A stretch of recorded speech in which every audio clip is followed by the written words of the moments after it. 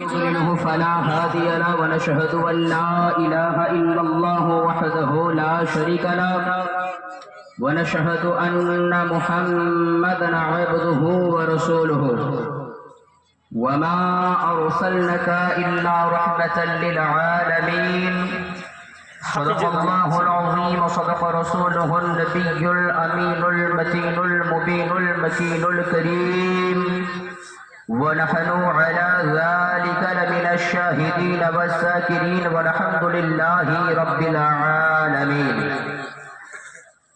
সমস্ত তারিফ এবং প্রশংসা গুণকীর্তন গুণচর্চা গুণভাজন একমাত্র মহান রব্বুল ইজ্জতের নিমিত্তে, যিনি কোন ফায়া কোন শব্দের দ্বারা এই 18,000 মাখলুকাতকে সৃষ্টি করেছেন, যে আল্লাহ পাক আসমান খানাকে বিনা খুঁটি ও খাম্বার দ্বারা ঝুলিয়ে রেখেছেন, জমিন খানাকে বিছানা স্বরূপ বিছিয়ে রেখেছেন, এবং আজকে আপনাদেরকে এবং আমাকে এখানে ওখানে না বসিয়ে পবিত্র জলসার মাহফিলে এসে বসার তৌফিক এনায়াত করেছেন, সেই রব্বুল ইজ্জতের প্রতি একবার সকলে মিলে শুকরিয়া আদায় করি, বলি আলহামদুলিল্লাহ।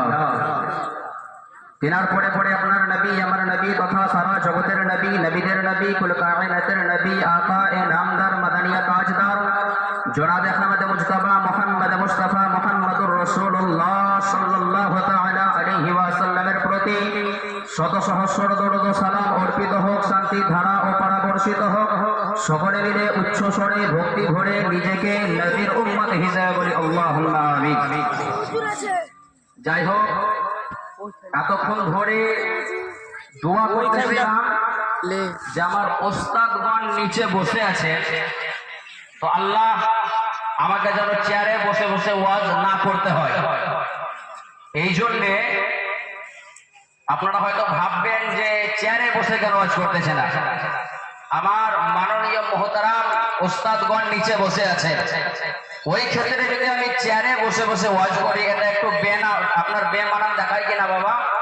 একটু বেমানান দেখায় তো। যেহেতু আমার শিক্ষা অর্জন তিনাদের কাছ থেকে আমরা শিক্ষা অর্জন করেছি। পবিত্র কুরআনুল কারীম হইতে একখানা মাশহুর এবং মারুফ আয়াত তেলাওয়াত করার সৌভাগ্য অর্জন করেছি। যে পবিত্র কুরআনুল কারীমের 21 নম্বর সূরা, সূরা আম্বিয়ার 107 নম্বর আয়াতের মধ্যে আল্লাহ রাব্বুল আলামিন বলেন, ওয়া মা আরসালনাকা ইল্লা রাহমাতাল লিল আলামিন। ইয়া রাসূলুল্লাহ, ইয়া হাবিবাল্লাহ, আমি আপনাকে দুনিয়ার জগতে পাঠিয়েছি, কিন্তু সমগ্র আলামের রহমতের ভান্ডার করে পাঠিয়েছি। বলুন সুবহানাল্লাহ। উক্ত আয়াতের ট্রান্সলেট, উক্ত আয়াতের অনুবাদ মানে আমরা সকলেই জানি। ওই আয়াতকে যে রাসূল সাল্লাল্লাহু তাআলা আলাইহি ওয়াসাল্লামকে দুনিয়ার বুকে আল্লাহ রাব্বুল আলামিন রহমত করে পাঠিয়েছেন, আমি সংক্ষিপ্ত আলোচনা করব, খুব বেশি আলোচনা করব না। কারণ আমাদের যিনি প্রধান অতিথি বাংলাদেশ থেকে আগত, তিনি স্টেজের উপরে বসে আছেন। মুসাফির মানুষ, তিনার সঙ্গে বেশি বেয়াদবি করা যাবে না। তিনাকে কিছুক্ষণ পরে ইনশাআল্লাহ মাইক ছেড়ে দেব। ওই সময়কে রাসূল সাল্লাল্লাহু তাআলা আলাইহি ওয়াসাল্লাম যখন দুনিয়ার বুকে আসতেছিলেন, ওই সময়কে লক্ষ্য করে শায়ের তিনি গজলের মাধ্যমে কত সুন্দরভাবে লিখছে। দেখুন, এলো এলো রে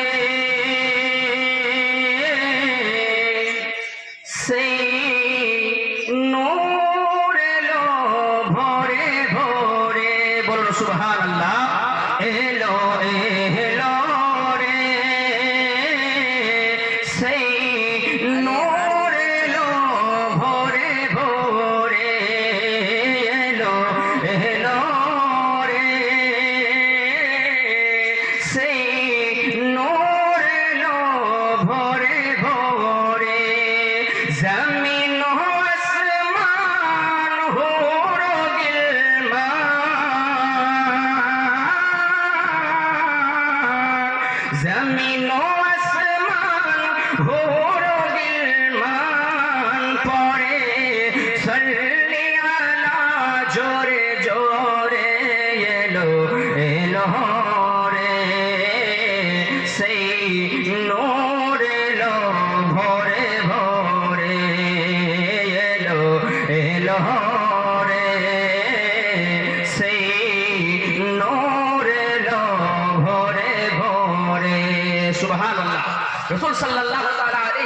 সাল্লামের নূরকে এখানে বোঝানো হয়েছে যে এলো এলো রে, সেই নূর এলো ভরে ভরে। রাসূল সাল্লাল্লাহু তাআলা আলাইহি ওয়াসাল্লাম যখন দুনিয়ার বুকে আসেন, দুনিয়ার বুকে যখন তিনি আগমন হয়, ওই সময়টা কোন সময় ছিল?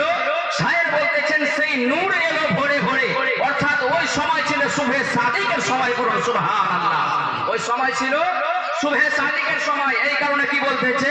জমিন আসমান ভোর গিলমান পড়ে সাল্লি আলা জোরে জোরে এলো এলো রে, সেই নূর এলো ভরে ভরে এলো এলো রে, সেই নূর এলো ভরে ভরে। আমিনা বিবির নয়ন তারা দাই হালিমার প্যারা। জোরে বলুন সুবহানাল্লাহ। আমিনা বিবির নয়ন তারা দাই হালিমার প্যারা। দুই জবানে সৃষ্টি হইল জানি নবী নূর ধারা। শহরে শহরে নগরে নগরে,